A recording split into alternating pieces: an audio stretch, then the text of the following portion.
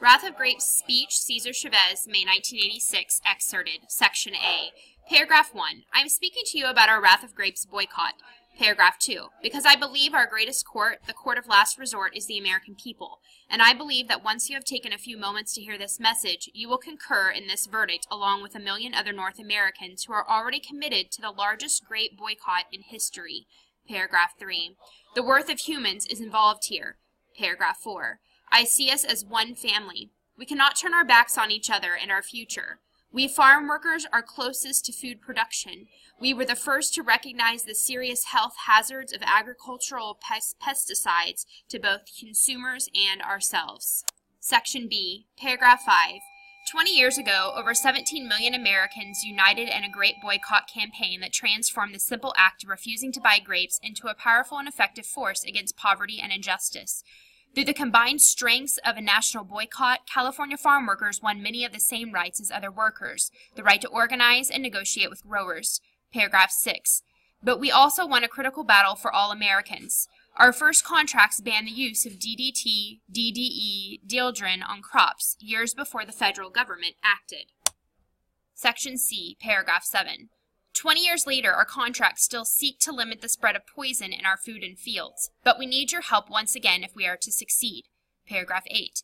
A powerful self-serving alliance between the California governor and the $14 billion agricultural industry has resulted in a systematic and reckless poisoning of not only California farm workers, but of grape consumers throughout our nation and Canada. Paragraph 9.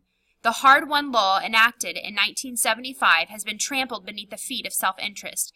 Blatant violations of California labor laws are constantly ignored, and worst of all, the indiscriminate and even illegal use of dangerous pesticides has radically increased in the last decade, causing illness, permanent disability, and even death.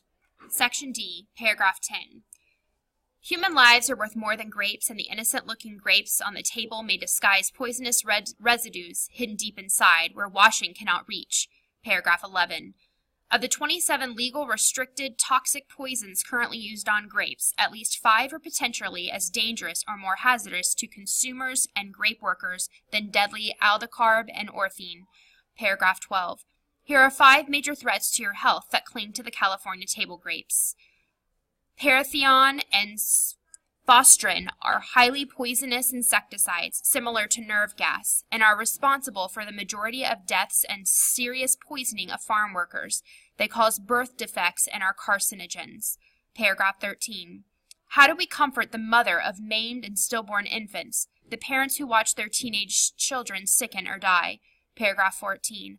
What report can be cited at the hospital beds I visit, at growing number of wakes I attend? Paragraph 15.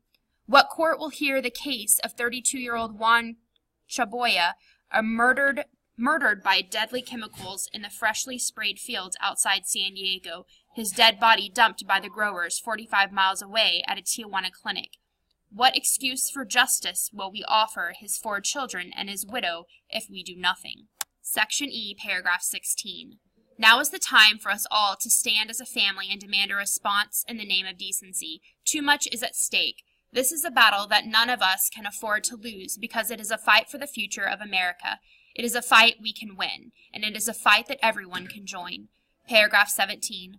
I'm asking you to join us now and be counted to join the growing family of individuals who will boycott grapes until the demands of decency have been met.